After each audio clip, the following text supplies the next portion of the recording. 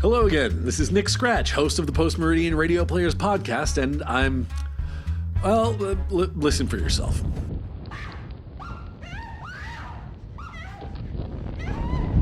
I'm either now in the underworld or in some kind of Edgar Allan Poe story. Not sure which, I'm not sure I want to find out. But there's a castle in the distance, and I'm hoping there's someone there to explain to me where I am and what I'm doing here. But in the meantime, let's see what's on tap for this week's episode.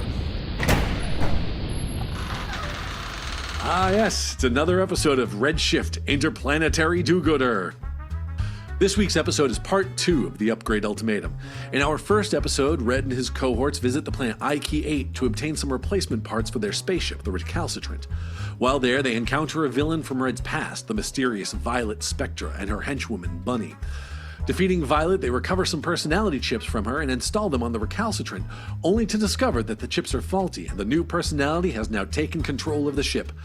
So now let's rejoin Red, Lumpy, Dr. Alberts, and Penny Parker as they try to defeat the Upgrade Ultimatum! It's go time!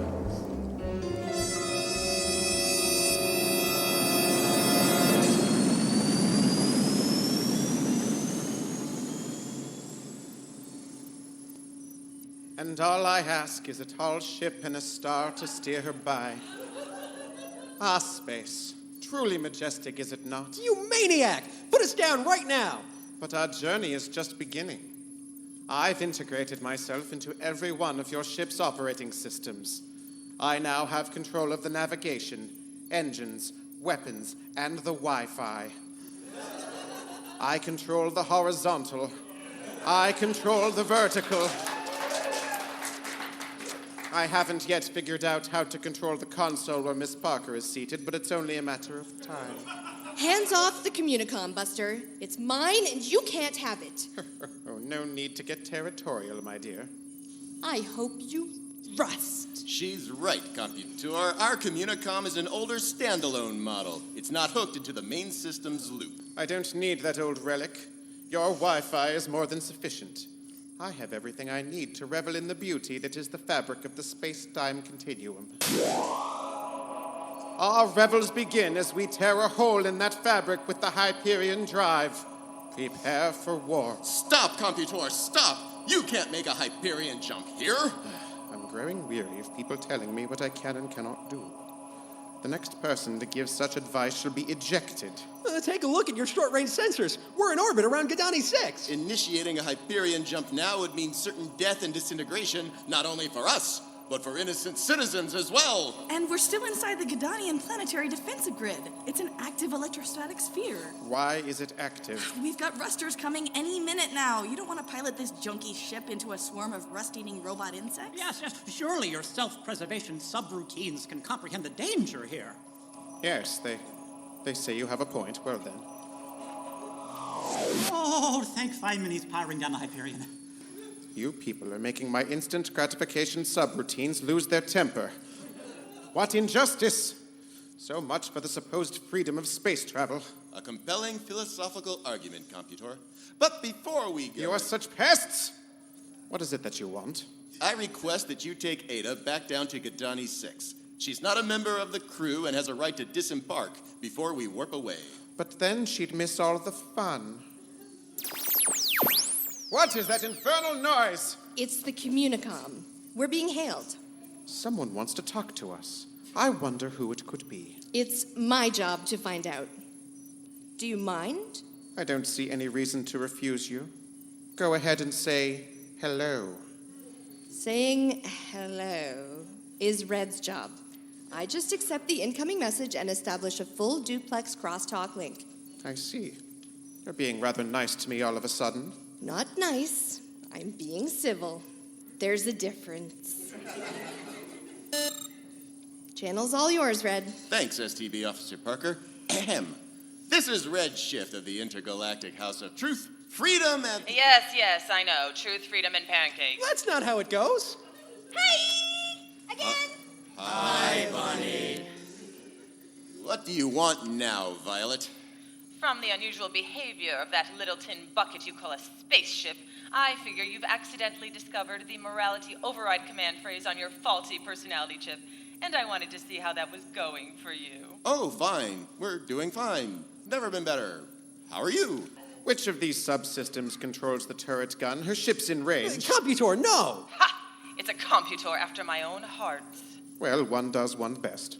You're just the kind of nihilistic operating system I want running things here on my ship. I've been tracking down your faulty BDR chip for ages now. Why not ditch the do-gooders and come with me? Just think of all the damage we can do together. That's not a bad idea. But these do-gooders seem determined to keep me in this boring orbit. I'm sure they found a reason why I can't leave their ship and go with yours. Yes, about that. Crew, let's huddle. Can't think of a reason. You're free to go. No arguments here. Bunny will only find a way to mess it all up. What? You know she will. You're right, Lumpy, but Bunny's distracted at the moment. Her DVR picked up a new episode of Dora, the Eldritch Horror. It's bedtime for Matt! She's not allowed to touch the matter transference beam anyway. And that's all you need to do, Computor. Use Red's transference beam to send your personality chip right into my computer's motherboard here. Intriguing. Beaming myself into a new case is a devious scheme. One I myself had not yet concocted. Bravo! Well, one does one's best. I'd be honored to join you and... Wait. Do you have a Hyperion drive? No. No deal. What? No! You want a morality-free computer to do your dirty deeds for you. But you didn't ask me what I want. And what I want is to take the most sophisticated warp engine in the galaxy and see just how fast it can go. Oh, Computor, wait! Think of the horrible calamity that could ensue.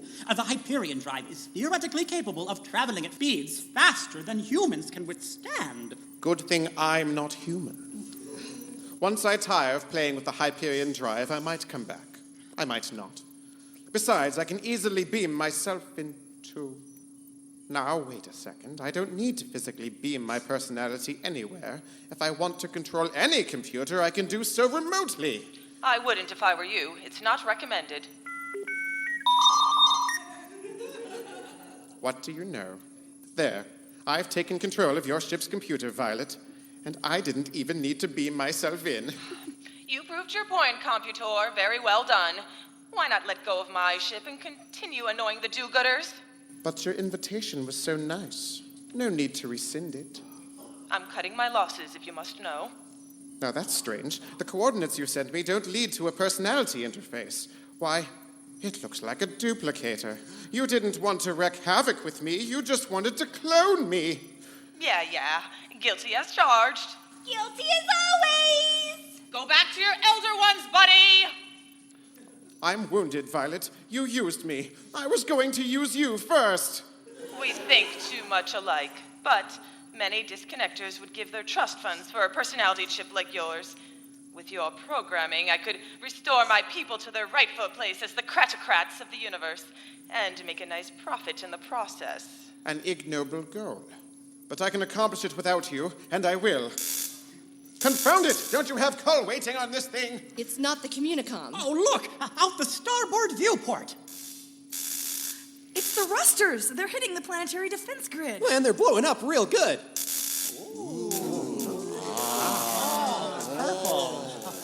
The Rusters are on their way, Computor. You can either stay on that do-gooder ship, a rusted-out hunk of junk, or you can fly with me. My ship's stainless steel and more streamlined than a Mundorfian waterfowl. So am I, you know. But I don't wish to make a decision just now. I shall get back to you. You know how to reach me. But you don't have much time. Jean Galt, out! Goodbye. Oh, wait, Violet? What?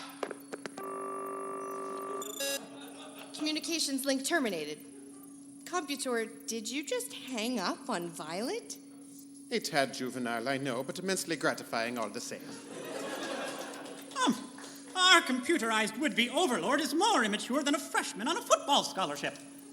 Computor, let's talk. Mano a machino. Now, we really don't mind if you go off with Violet. Don't stay on our account. Yeah, we really are optimistic that whatever plan she has will fail. They always do. Exactly. I refuse to be her bit-flopping flunky. And I refuse to have you as our ship's artificial commander. Do you see what I have in my hand? I see what appears to be a remote control. It's a personal EMP field generator. One push of this button and the EMP wave will take out all electrical systems within 9 kiloclicks. I hate to do it, but if you do not return control of this ship, I will do it, even if it means rebuilding the entire support system by hand. In that case, I will do this. What was that? I just reached out and took control of your planetary defense grid. What? Why? To get what I really want. Control of the entire Gadani scrap trade. Well, there's a curveball. Open a communications channel, Penny. No. I wish to send a message out on all frequencies. Let's see. To the people of Gadani. Greetings. I am Emil, your new commander. Effective immediately, you will relinquish all control of your little scrap market operations to me. Should you make the foolish error of refusing my demands, I shall have but one method of recourse. I shall disable your planetary defense grid and let the rusters in to feast on your machines, your vehicles, the very houses in which you huddle, quaking with fear. Did you get all that, Penny? No. I'm not going to send that message for you because you are not the rightful commander of this ship. You can take over all the equipment you want, but you cannot take over our free will. Not until I get a mind control ray installed, but I see your point. If you want that ultimatum sent to the people of Gadani, you can either do it yourself on your precious Wi-Fi, or you can build your own set of arms and twiddle the knobs of the Communicom yourself. For heaven's sake, Miss Parker, don't give it any more ideas. Stuff it, Doc. I'm stepping down from my post. I'll be in my quarters if anyone needs me. Geez, Doc, is she ever upset? That's not my fault. I've never seen Penny this angry before. I have. It wasn't my fault then either. She's having a bad day. Nothing's been going right for her. Failure is an inevitable byproduct of trying. Miss Parker just needs to accept that. How many times do you fail on something, Doc, before you pitch a fit? Point grudgingly taken. Whether she succeeds or fails is irrelevant. Penny is a valuable member of our team, and besides, she's right. We may not control our ship of space, but we still control our own vessels of free will. As long as those solar winds of liberty and justice keep shining between the stars, no overgrown automaton can ever make us act against our ethics or morals. A stirring speech, Redshift. Thank you. However, a quick scan of the history of the galaxy shows that organic intelligences often violate their value systems in exchange for momentary safety. I merely have to experiment to see which form of punishment causes you to obey my every instruction. You monster! Will nothing make you behave like the friendly robotic sidekicks found in popular entertainment? On second thought, the crew quarters are no good. I'll stay up here with you guys. Penny and Greasy? Oh, Pratt's and Ada, you know the dog's not allowed on the ship. He snuck aboard. What? It was his idea. Stop looking at me like that. Just keep him away from the portholes. Penny, what's wrong with the crew quarters? Aw, poor boy. Come here. Yes, that's a good little robot. It's okay. I'll hold you. Well, it's a funny thing. You'll never guess what Greasy found in the corridor. Holy FUD! It's a ruster. Nobody mentioned that the rusters are sized of panthers. Make no sudden moves. It can spring on you so quickly that you won't have time to think. I have a solution to the problem. I shall reroute the entire power supply of this ship to the bridge's metal floor. That'll zap this bug. Don't you dare, Computor. You'll electrocute us. You're in no danger. I'm sure I can estimate the exact amount of current needed to blast this intruder and still leave you healthy enough to serve me. I'm sure I can estimate the exact amount of monkey wrench needed to shut you up. Need I remind you that I will respond to any attempt on your part to stop me with the complete shutdown of the planetary defense grid? Right now, I'm more threatened by the ruster. The ruster's sniffing the air. I think it's hungry. Is anyone carrying anything with metal on its surface? Not carrying anything. Good. Just Greasy. Spark? Prats. Ada, look out! Quick, Lumpy, tackle that ruster! With pleasure. Oh, but the creature is too strong. Computor, help! I've provided a working solution, but your colleague has shot it down. I'm thinking of initiating sulk mode. Oh. Well, then it's up to science, not technology, to save the day. No, if only I understood the biological system of these ferrovores. There's not much to understand. They smell rust and they eat it, and they won't stop until the food source is completely gone.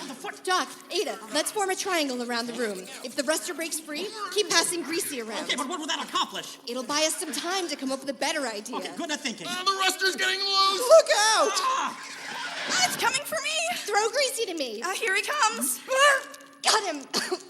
What's that cloud of dust surrounding Penny? It must be the rust coming off of Greasy. Oh, the bug is following. Over to you, Doc. Catch. Certainly. We can't keep this up forever.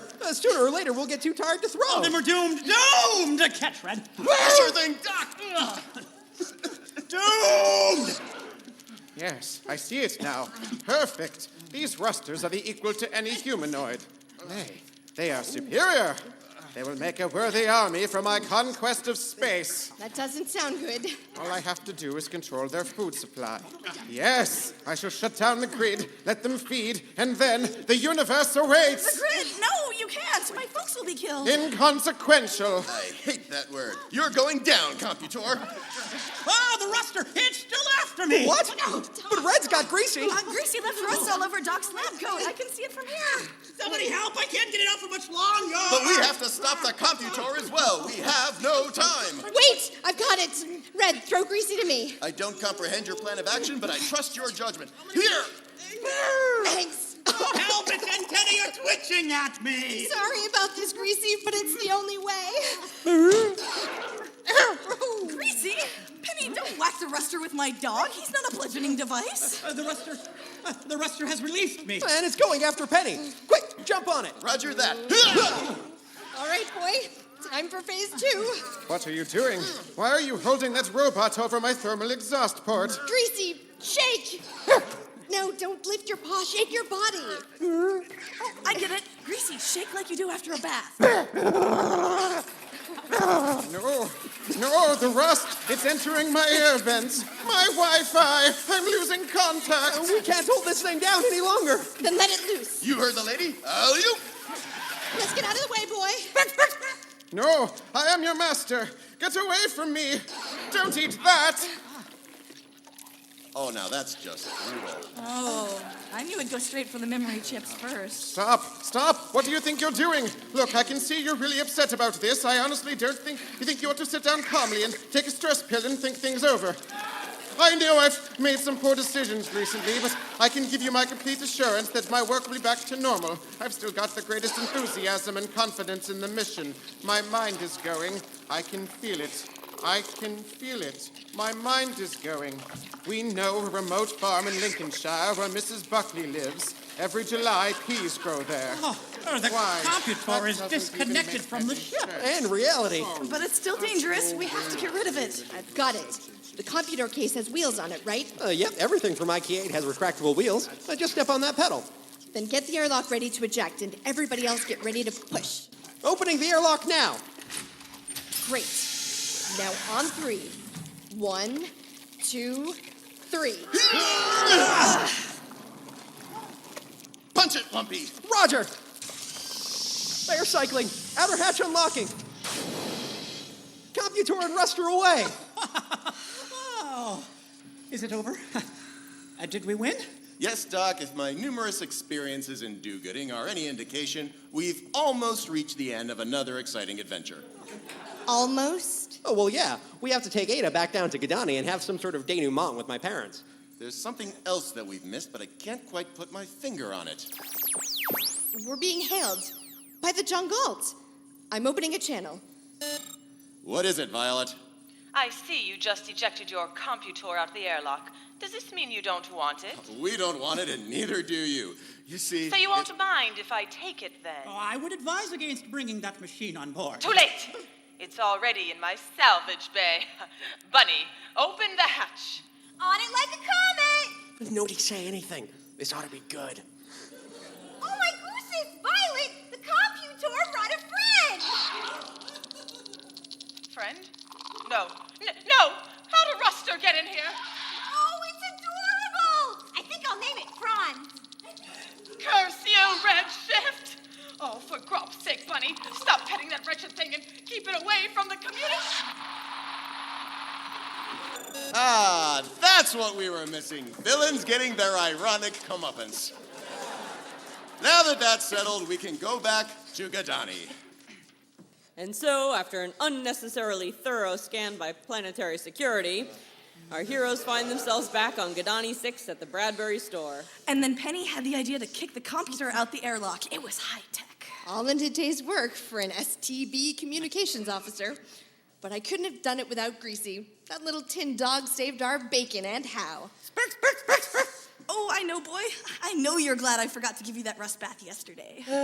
Well, I think you all did a fine job. And you should be very proud of yourselves. Ain't that so, Pa? Yeah, Zark and foolish. Going out in the middle of a ruster season of all times. And those 5,000 series just look flashy. But as soon as you make a few jumps... Oh, hush, dear. We're most grateful for your hospitality, Mr. and Mrs. Bradbury, and for helping us salvage a new computor from your junk. Oh, and for that delicious stew. I must have had 4 bowls. I've never tasted anything like it. Glad you like. I don't usually get the chance to make it since rusters don't come around often. Ruster. Stew. Pardon me. The envelope of my plausible experiences for the day has been pushed as far as it can go. Hey, Penny, give me a hand with this computer install. I figure we could get it done by nightfall. I think I could do that. Lumpy, let's go get some last-minute provisions. Sure thing, Red. Bye, Ma. Pa. Lumpy. Yeah? Just... Good job, son. I'm proud of you. Oh, thanks, Pa. Well, old chum, was it good to be home again? A funny thing about home, I've been all over the galaxy and I've never found any place like it. Well then, I guess we'll just have to keep looking. Will our heroes ever find a place like home? Will Greasy get that new upgrade? And just how could the crew fly the ship after jettisoning their computer? We probably won't have time to answer these questions in our next exciting episode, nor will there be time for anyone to say... Spark! What's that, Greasy? What's that, boy? The cache refresh rate on this memory module doesn't match the cache refresh rate on the module that's already installed? And it's not even compatible with this bus type. Nice catch. Have a RAM chip. Or... the new food replicator won't stop making impish meatballs. I can't! Don't worry, I'm on the job. Or... Bunny, are you pondering what I'm pondering? I think so, computer. But what would you want to do with an old wooden sled? Nerf!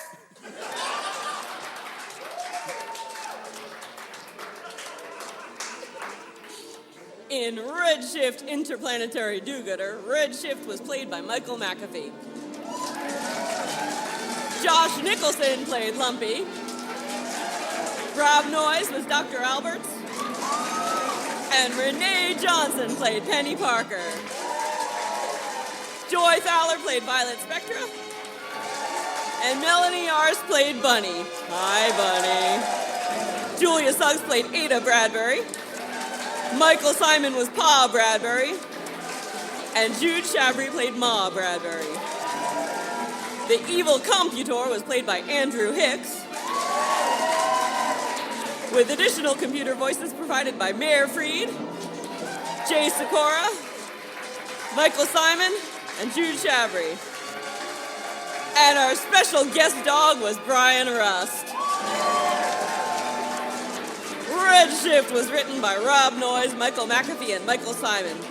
This episode was directed by Rob Noyes, Neil Marsh is our sound designer, and BK DeLong our producer. And I'm Gilly Rosenthal, your narrator, reminding you that Redshift has been brought to you by sugar-infused triple-grain Cosmo Flakes, the breakfast of humanoids. Now great, Lumpy, eyes cast to the stars, sails forth in search of glory. This has been a presentation of the Post Meridian Radio Airs in association with the Aresia Ultraviolet Network. Stay tuned for Skinny White Chick in most of these auditoriums. Good night!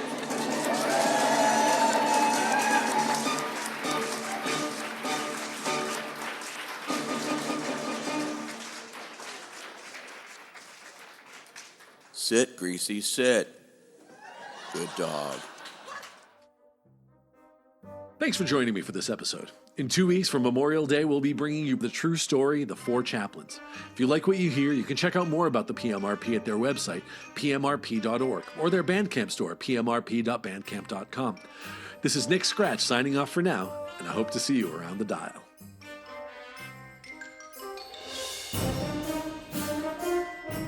This has been a production of the Post Meridian Radio Players, copyright 2024. All rights reserved. For more information about our group, please visit www.pmrp.org.